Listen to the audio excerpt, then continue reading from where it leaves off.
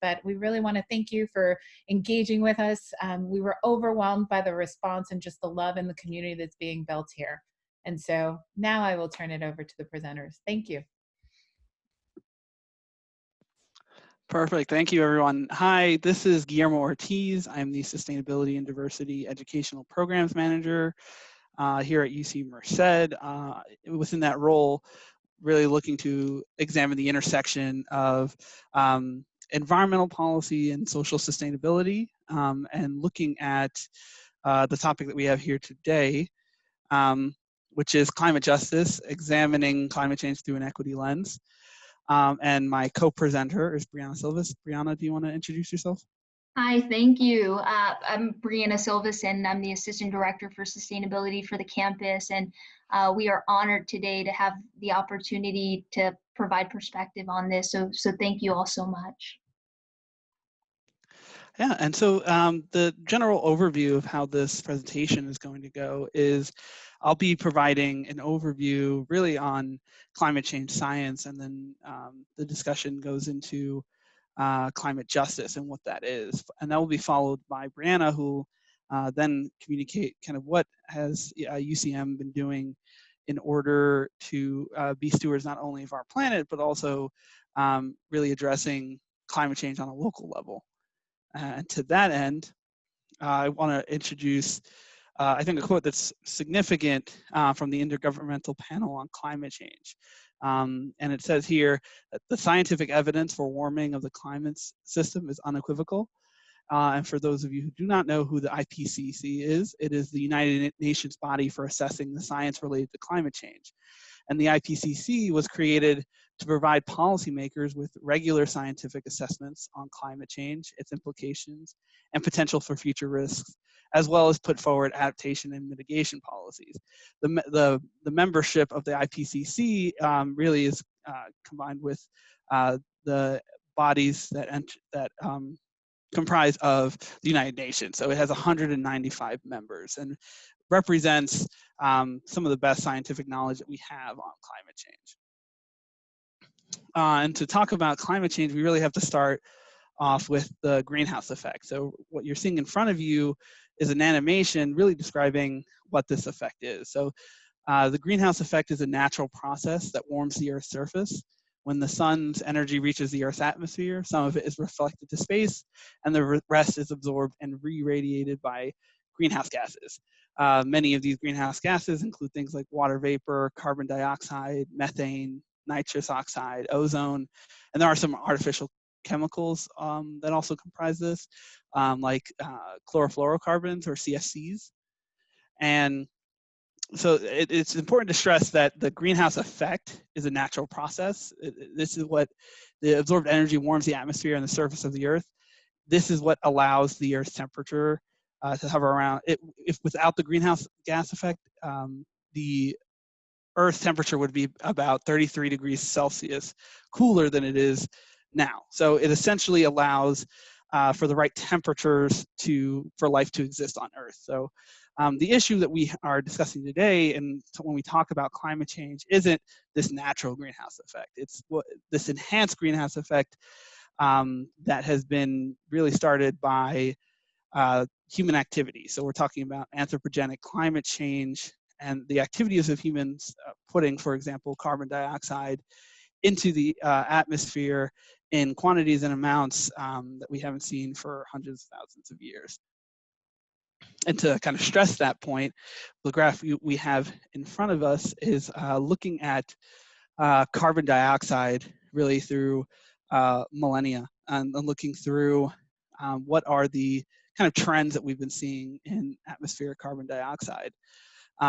If we're looking back, most of this comes from carbon dating from ice cores, right? So essentially these air pockets within these ice cores that are drilled are then analyzed, and the date from when they came are really determined.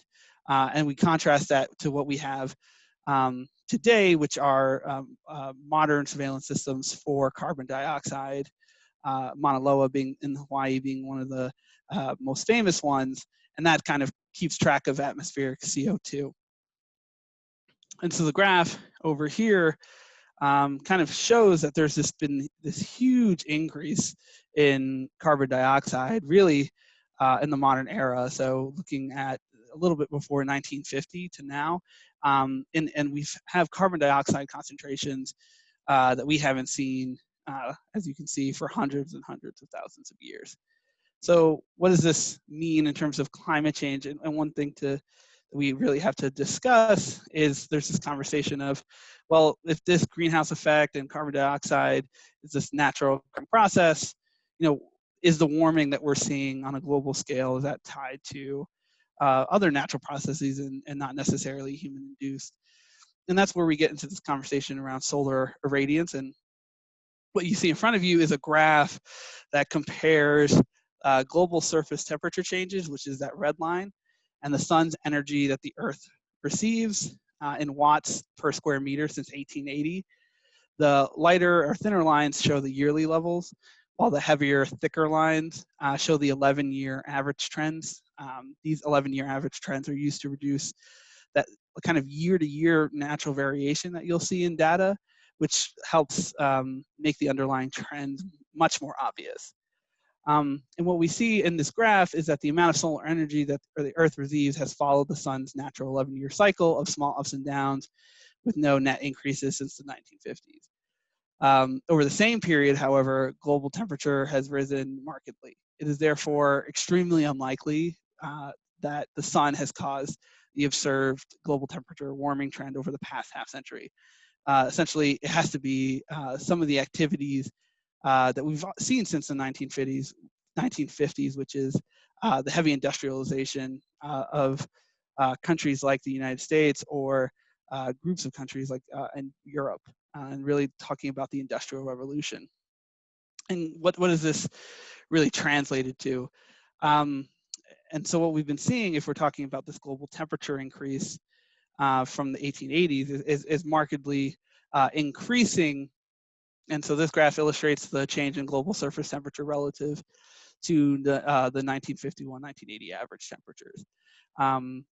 Over this period, 19 of the 20 warmest years have all occurred since 2001, except for 1998. And in this graph, the year 2016 ranks as the warmest year on record. So we're seeing not only an increase in temperatures, but I think over the past 2 decades, we've been seeing record-breaking temperatures almost on a yearly basis. And what does this mean for the climate? And what are the symptoms that we're starting to see? So the Arctic sea ice minimum is essentially a measure in September that measures how much sea ice exists in the Arctic. Right now, what we're seeing is that September Arctic sea ice is declining at a rate of 12, almost 13% per decade relative to the 1981 to 2010 average. This graph here shows the average monthly Arctic sea extent each September since 1979, and this is all taken from satellite observation. So it's very clear that over time, what we're seeing is a decline in Arctic sea ice, which has implications for ecosystems. It has implications for the animals that rely on Arctic sea ice. But we're also seeing this trend when it comes to our ice sheets. In what we have here in this graph is a measurement of the ice sheets in Antarctica and in Greenland. And the data is pretty clear that we're seeing an overall decline in these ice sheets over time, largely as a result of this warming planet and how that is putting pressure on these very, very delicate ecosystems. And this temperature rise is also affecting sea level. So when water heats, it expands, and you also get sea level from the melting of some of this ice that we're seeing on the planet. And so with those two combined, over time, you're starting to see this increase in sea level rise. This graph above tracks the changes in sea level since 1993. This is also observed by satellites. And all these graphs that I'm presenting and you're seeing here today are available via NASA, nasa.gov, And if you check on their website, it's climate.nasa.gov, and you can get this data and the underlying data points if you want to examine this a little bit further. And so overall, what does this mean in terms of climate change impacts?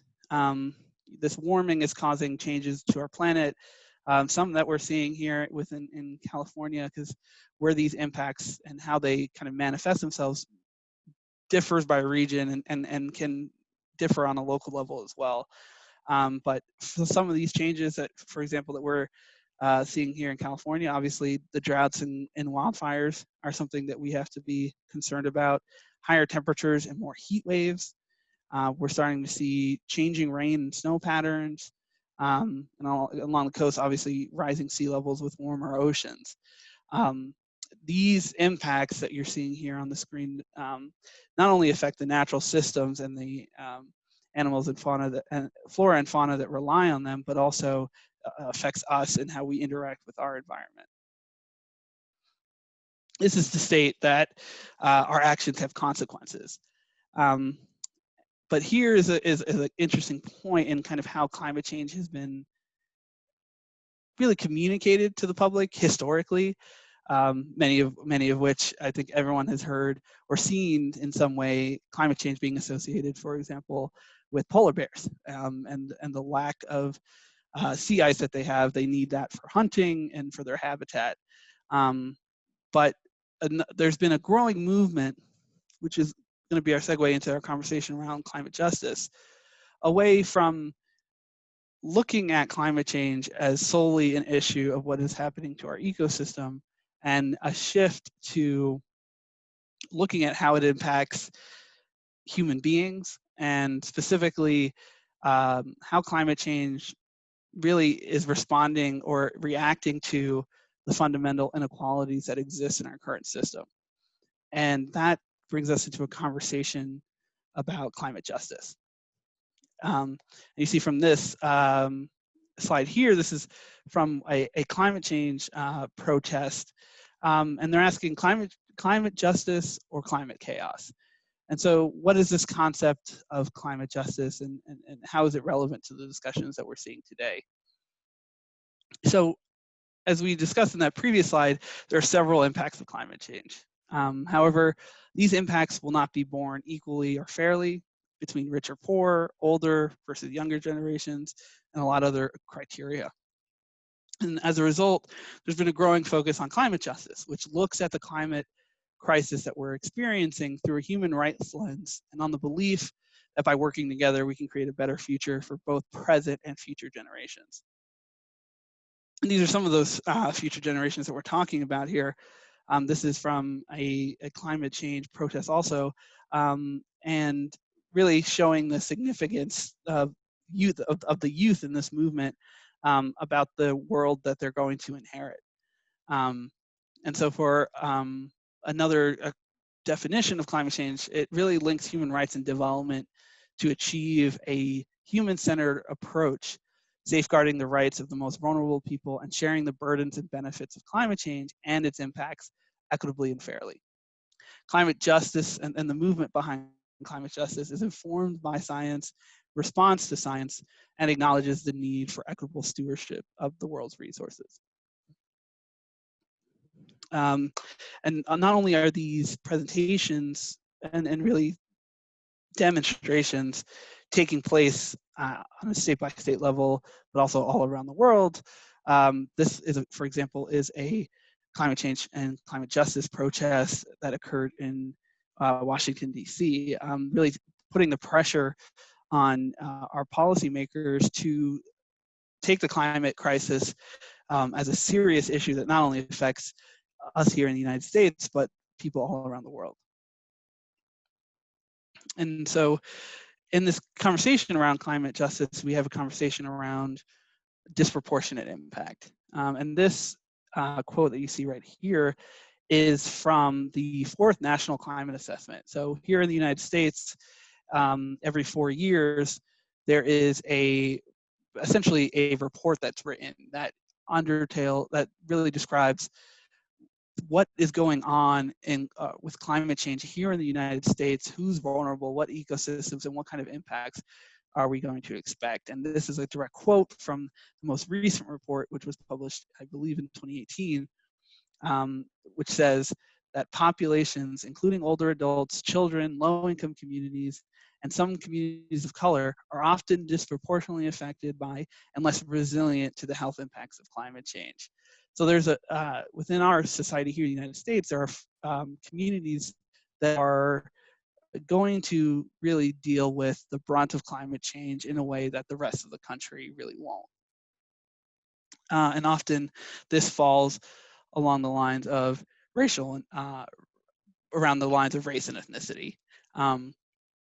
So for example, African American and Latino communities here in the United States often have lower incomes, less education, poorer health status and outcomes than non-Hispanic white communities.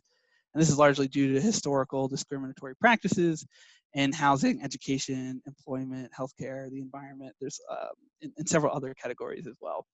This also applies, for example, historical policies such as colonization and genocide. The Indian Removal Act of 1830 and residential schools for Native American children have led to present-day social and health inequities in Native American and Alaskan Native communities.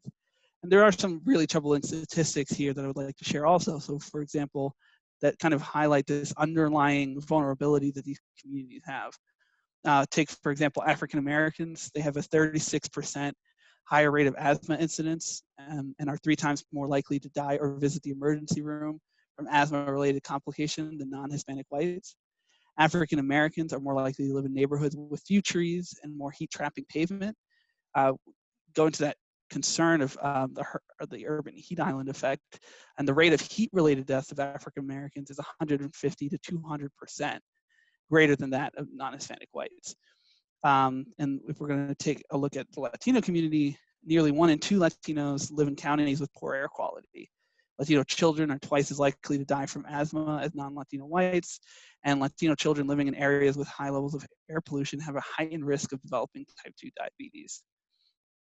And then for the Native American and Alaskan Native communities, they often lack access to clean, potable drinking water at higher rates than other racial and ethnic groups, which goes to show that there's this underlying vulnerability that exists within our society, and climate change will act as a threat multiplier upon these vulnerabilities, these kind of cracks within our system.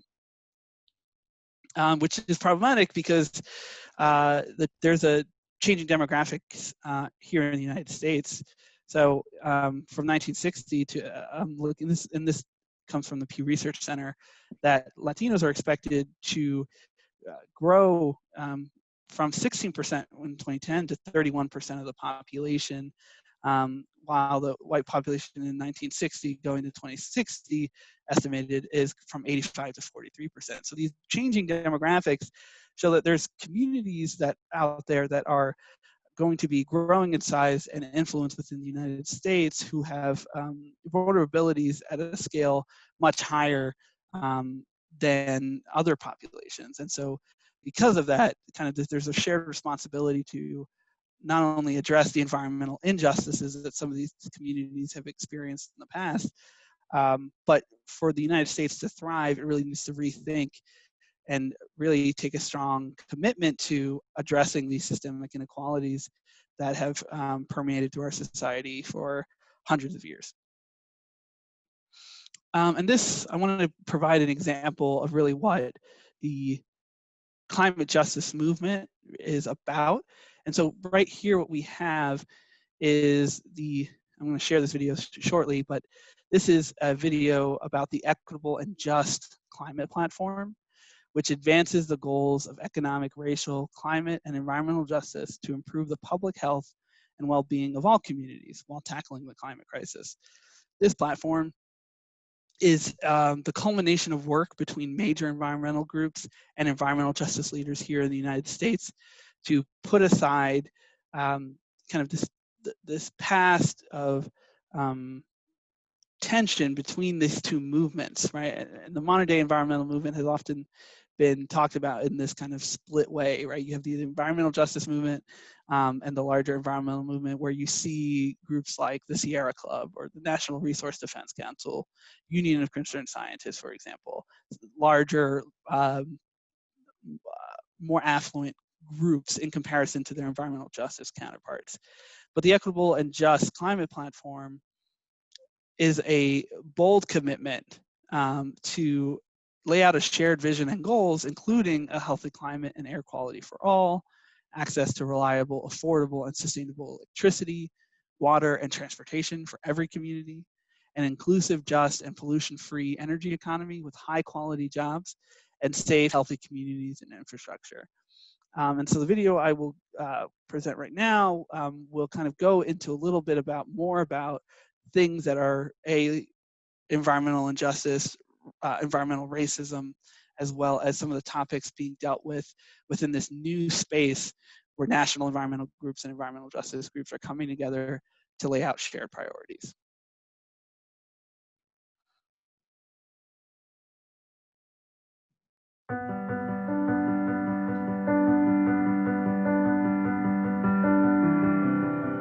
The Equitable and Just Climate Platform centers those communities that are most vulnerable to pollution and climate change and brings them into the conversation of policy solutions and decision making. The Climate Equity Platform, for me, is the culmination of a struggle or fight that we've had with the environmental organizations for the last 30 years. We've come to the table as equal partners in trying to save the planet and at the same time protecting the most vulnerable.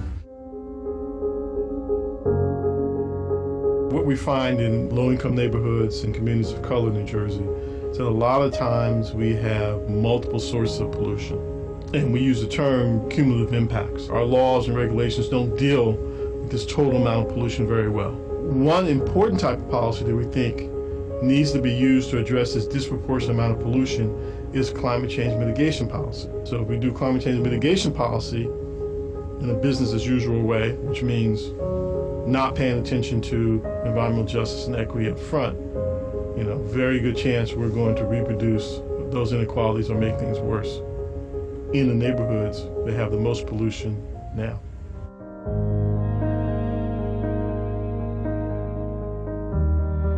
We know that greenhouse gases are one aspect of our fossil fuel economy, but there are other types of pollution as well that impair and affect the health of our communities. We need to pay attention to workers.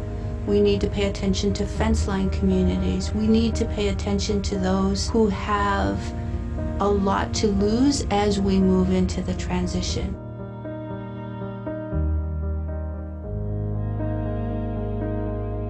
This particular platform included clear statements about how people who have been devastated by storms and forced to leave their homes would be allowed to return and what that process would look like. I live in New Orleans, Louisiana. I was affected by Katrina. I lost everything, and so did every member of my family. I just remember how painful it was going through the fight of being able to return home. It's probably one of the worst examples of destroying an indigenous community and watching it be overtaken by gentrification, people who don't understand the culture. One of the outcomes in this platform that we are deeply wedded to is having safe and healthy communities for all. The communities we serve in the Environmental Justice Health Alliance live what we call fence line to many of our nation's most egregious operations.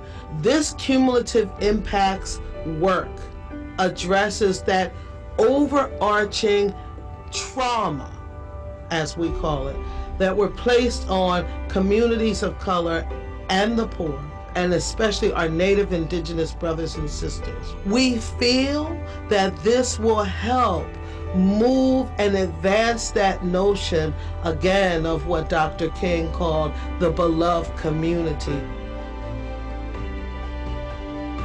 We are forcing everything to be examined through an equity lens. And I think that will help us to get closer to that more perfect union that we have been fighting for. The hope for me today is that we are indeed together. We are trying, really trying, to address what we call environmental racism.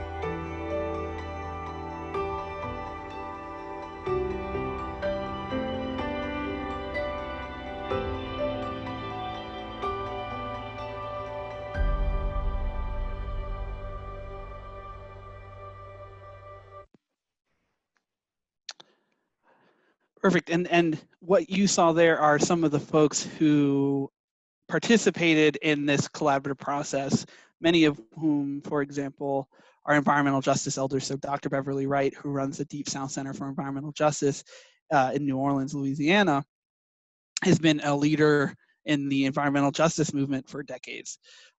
She was there when the executive order on environmental justice was signed by the Clinton administration, and has been pushing for and advancing and providing information on the impacts of environmental pollution on communities of color for decades. So her contribution to that field has been tremendous.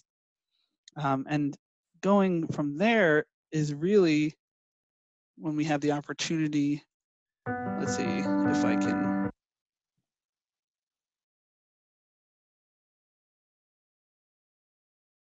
To our next slide, which really is what I put out here often in my climate change presentations, which is, really people talking about what acting on climate change, what participating in a climate justice movement means for people.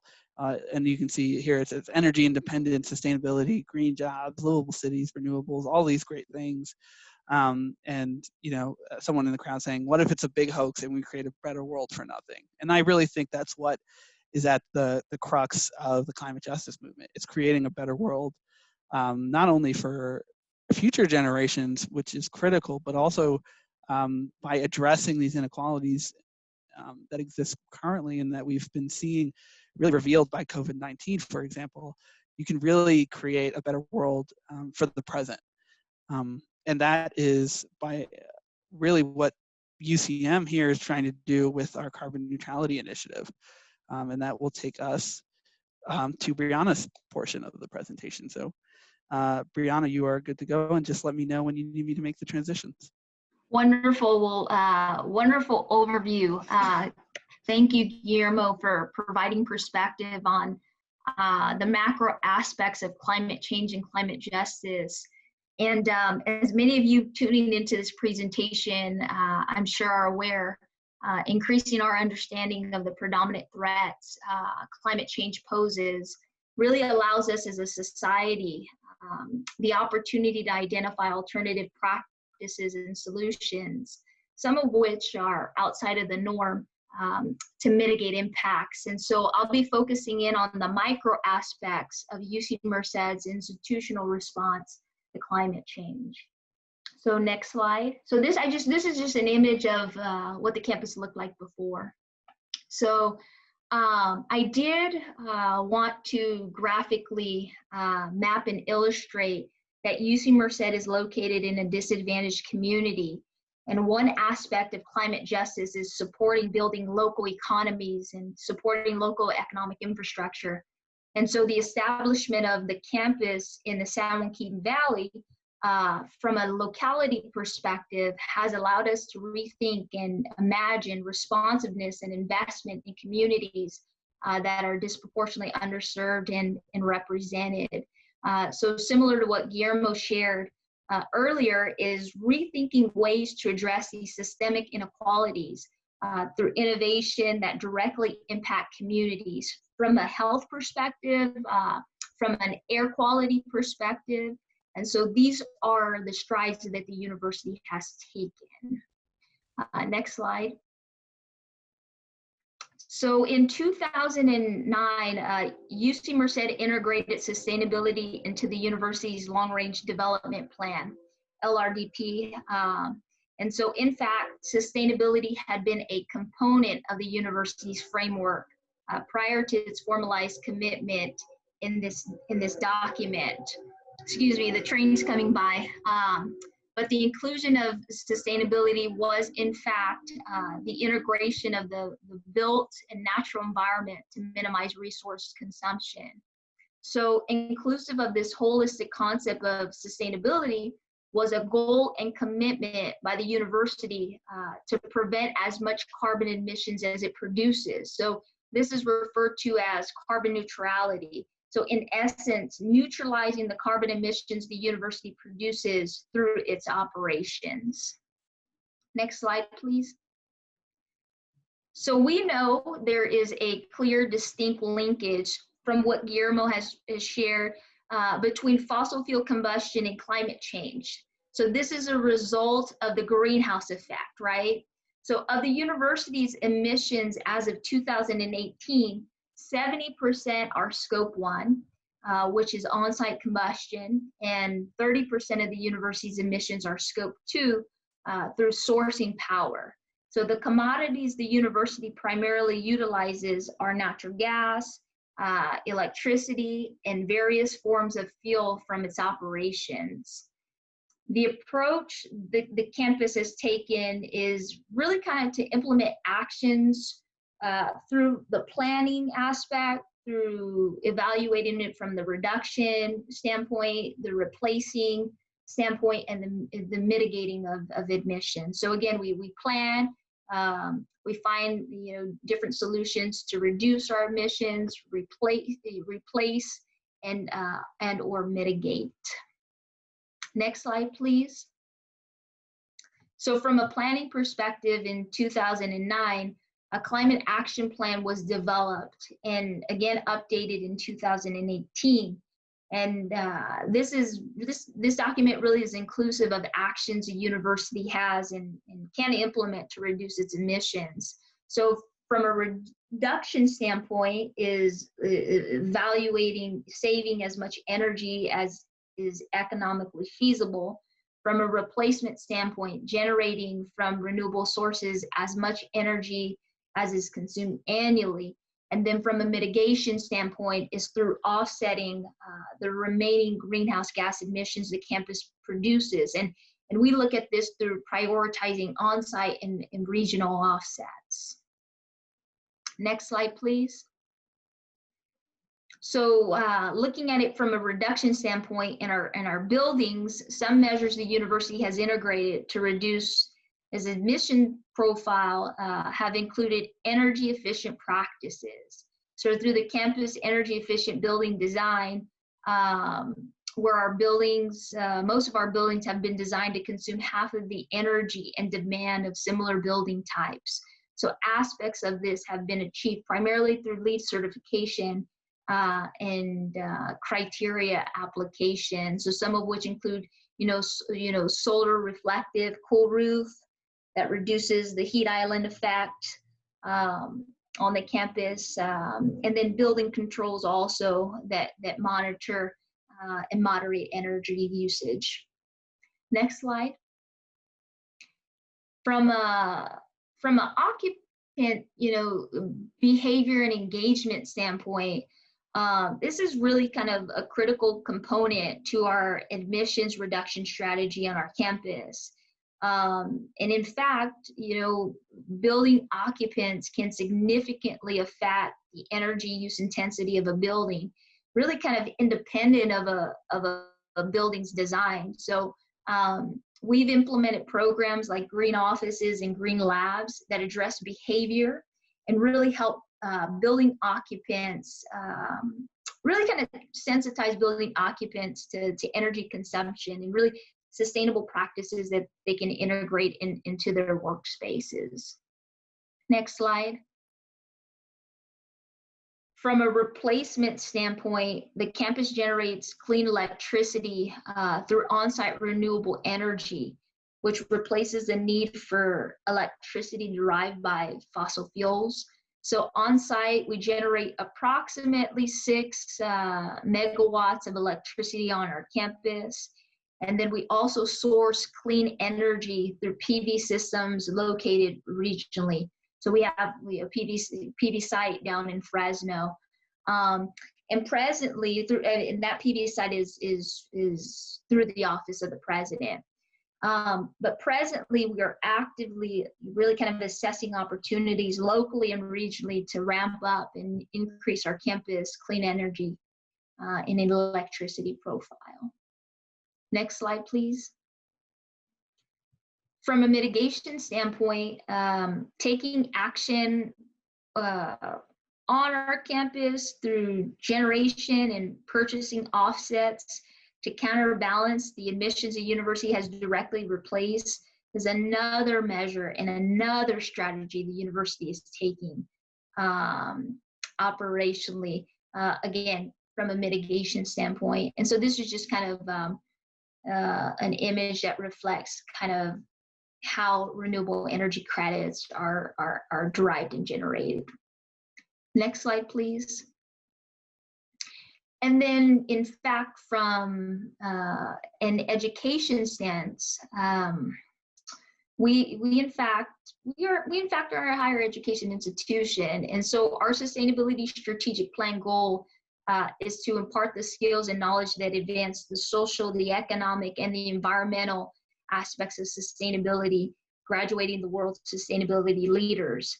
And so this is one critical aspect of addressing climate justice. So from the very beginning, I spoke to the investment, pieces, investing in disproportionately represented communities, right? But we also too, not only do this from an investment standpoint, but also from an educational investment standpoint, right? So it's really imparting the tools and knowledge that provide our students with an edge to become industry leaders. And so we recognize that we have a unique privilege of educating a diverse student population, many of whom are first generation. So the opportunity we have to establish an industry sector pipeline of students who are well versed on resource conservation, climate change, that again come from backgrounds that are diverse is really kind of an extraordinary place that we have. And so and we do a lot of this through course offerings, applied research internships, and engagement programs. So next slide, please. So this slide really reflects and represents the counterfactual. So if our campus didn't implement some of the measures we had, so some of the measures that we just spoke on, in theory, what would our emissions profile look like? And this really is inclusive of the university's growth. And so when you think back to what Guillermo shared on health and air quality, so the impacts that we're making, even from implementing some of the measures, are consequently, directly impacting some of those inequities. And so this is just kind of, again, a counterfactual of what our emissions profile would look like. Next slide, please. This graph reflects the progress our campus is taking. So even with growth, our campus constantly is growing, right? Our energy use intensity hasn't dropped by 2%, which is really impressive. You have multiple buildings that are coming online. You have an increase in square footage, but your energy use intensity on campus has reduced by 2%. That's incredible. So the strategies and the approaches the university is taking based off of what is shared, it is really is making a difference. And next slide. So this is just a graph of our campus portfolio of solutions and the projected impacts our measures will have on our emissions profile. So these are many of the strategies the university has taken to combat our emissions. So we have on-site solar, again, I spoke to earlier. We source green power. We have a plan related to, it's really kind of a programmatic plug load reduction strategy approach. And it's through, behavior change programs. And then we also are working to source biogas from the Merced Regional landfill. So these are just a portfolio of solutions that the university is taking and will take and has planned to take to reduce our emissions profile. Next slide, please. So, so again, from a locality perspective, an investment perspective, investment both from an infrastructure and student investment, we're headed in the right direction. And so with that, thank you all so much.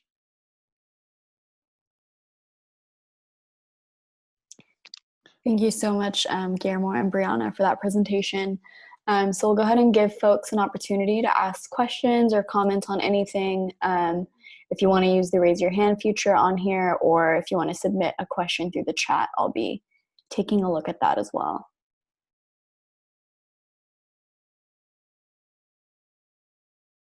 I have a question. This is Danya.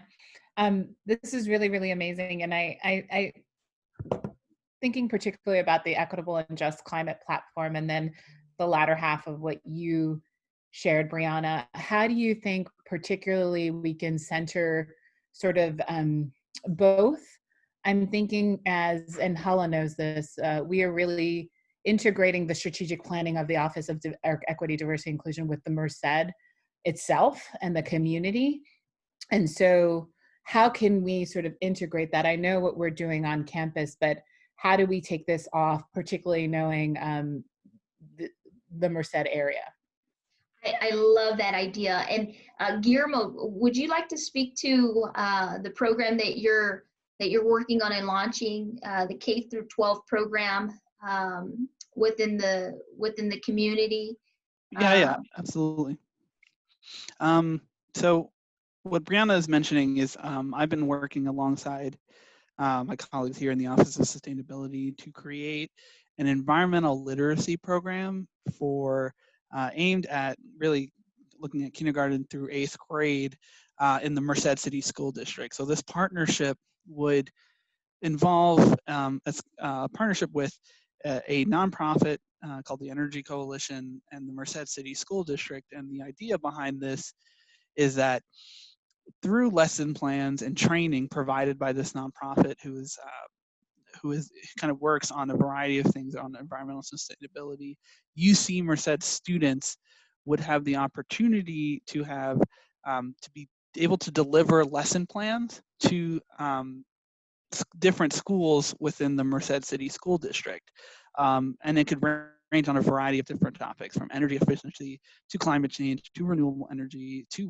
waste reduction, and make sure that that not only are we developing leadership skills for our students here at UC Merced, but also being good partners with the community that we find ourselves in, and making sure that the education component that we strive to push within our own students is also being executed within the Merced City School District, and giving the opportunity to make sure that people will have that these children in the K through 8 life cycle will have the opportunity to learn about environmental aspects or issues.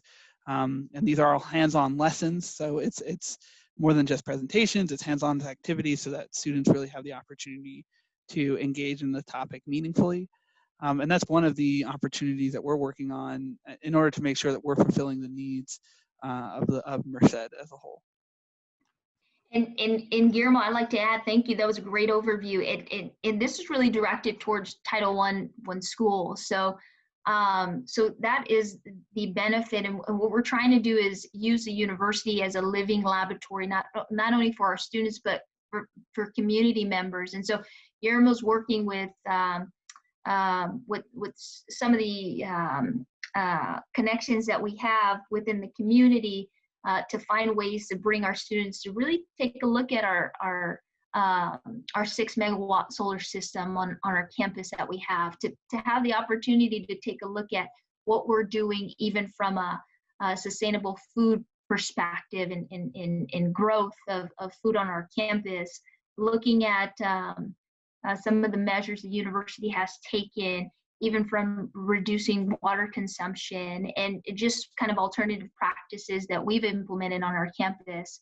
And so that's really kind of one measure that we're taking that's Guillermo's leading to the general community. And I will also add, we've also been working across departments. We worked with Mario Cifuentes, for example, who puts on together the Rural Justice Summit here in the Merced district, where they really talk about a variety of issues that affect the community, but also the environmental aspects, the exposure to pesticides, for example, that has been historically an issue here in the Central Valley. But you know, that's one of the ways that we're engaging with the community, is working across departments, and this is Office of Sustainability contributed funding for this year's Rural Justice Summit, which had to get pushed, obviously, because of COVID-19, but still looking to identify ongoing activities here on campus where folks are working with the university and making sure we're working collaboratively to support sustainability wherever we can find it is also a goal for our office. Thank you. I dropped in the chat that that's fantastic.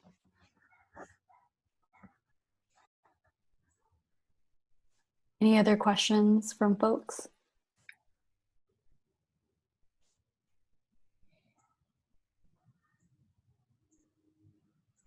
I had one more. I don't want to take up time, so I'm leaving room for others to jump in if they want. But my question to you both is, you know, as we know, COVID-19 has also led to a lot of emergence in creativity, right? So what is your hope?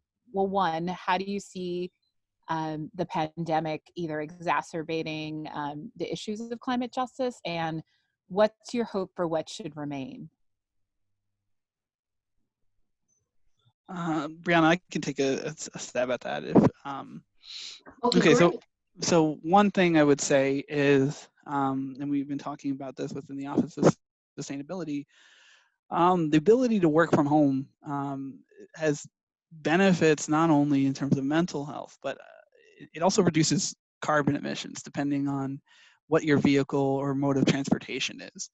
And so by being able to work from home and not having people drive their cars and put out, you know, carbon dioxide and other emissions that are not only harmful for the planet, but also harmful for the communities who are exposed to those pollutants, I think, I hope that the opportunity to have folks work from home with more flexible arrangements, you know, stays not only for UCM, but also for businesses across the country, because I think that will not only translate to less stress, for example, for those folks who have to commute long hours, but also good for the planet. I feel like I've been reading a lot of stories. For example, take LA. Los Angeles has had the cleanest air that they've ever had in, I think, 50 years because of folks not being outside. There were stories of animals returning to or just being out in the open. There's I think that people are seeing jellyfish in the canals of Venice and seeing how much impact human society has on our natural world. I think it gives us the opportunity to explore different ways of living that are more harmonious with our natural environment, but also with each other. I think that's one thing. And I think the second that I would talk about that I think underlies not only this conversation of climate change, sustainability, and climate justice is wealth inequality. I think COVID-19 specifically has really revealed the vulnerabilities within our economy. I think that historically as a country, we've thought ourselves as this very powerful, strong country, and I think we're starting to see that not necessarily that's false, but that the vulnerability or the fact that truth doesn't extend to our entire population, and that there are folks who have been left behind, both intentionally and unintentionally. And I think that is really where we have to start thinking about when we start talking about solutions to climate change, is understanding that implementing solutions to tackle the climate crisis at the speed and at the scale that we need them to will have an impact, and that impact on society isn't necessarily going to be shared across the board equally. And we need to understand and compensate communities for the alterations that they are going to make and are going to have to make, not only in their lives but their businesses and more, in order to really keep the planet, which is the large goal, is really keeping the planet under 1.5 degrees Celsius of warming by the century. And so to do that will require sacrifices, and I think the climate justice movement is really about understanding that those sacrifices must be shared equally, and not how it's been done historically, which is at the expense of the few.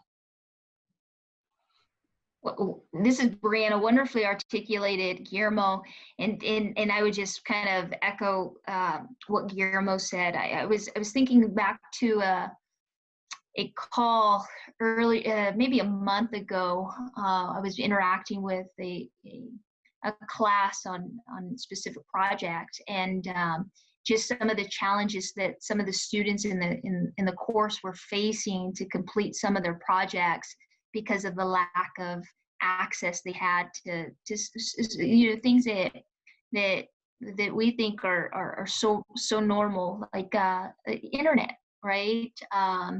So similar to what Guillermo said, addressing and finding solutions to address those inequalities. And we also have a question in the chat from Carrie, who asks if there are any ways for the UC Merced community to be actively involved with your missions.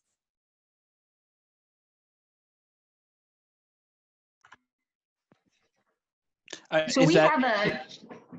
Go ahead, Guillermo. No, go ahead, Brianna. We have a Chancellor's Advisory Committee on Sustainability that there are different stakeholders that are represented on that committee that provide perspective from their departments, and then also to provide personal perspective on different ideas that come across their table. So I just I would say that interaction and involvement could be through the Chancellor's Advisory Committee on Sustainability, and then you have the capacity and the ability to really kind of send us an email to engage if you have any ideas or thoughts about opportunities that we can explore. Yeah, and to follow on Brianna's point, so I am a new hire within the Office of Sustainability. I actually started right before COVID. So I feel like I've been on a lot of Zoom calls with my colleagues, and I wish I could see them in person more often. But I think one of the things that really I think I want to incorporate into my role, and I've discussed this with Brianna, and she shares the same sentiment, is that having my role be a more forward-facing to our campus community, for students especially. So being able to work with student organizations or clubs, or even individuals who are passionate and want to either learn more about what's going on at UCM or get involved with the larger Merced community, I would definitely welcome the opportunity to hop on a call and explore some opportunities to really get people engaged, because I think that's the critical component of climate action or climate justice, is that it's not something that you can do as an individual. It's something that we need to do as a community, and taking that sense of community both at a local, regional, and then national, and then global scale, right? So I think if you're not exactly sure of how you want to get involved, I would encourage you to just shoot us an email, and we can explore or find opportunities for you, or come up with projects that could be interesting and beneficial. So please do feel free to reach out to us. And if you for the EDI office, will you be sharing our contact information, or is that something that we should send to you afterwards? We can share that. We always send a follow-up email with a survey. So if you would like your contact info added into that email, we can do that. Thank you. I appreciate it. Yeah, no problem.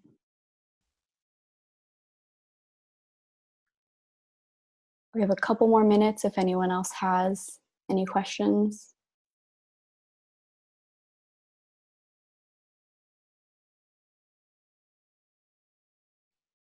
All right, I want to give a huge thank you to Guillermo and Brianna. Thank you so much for that presentation.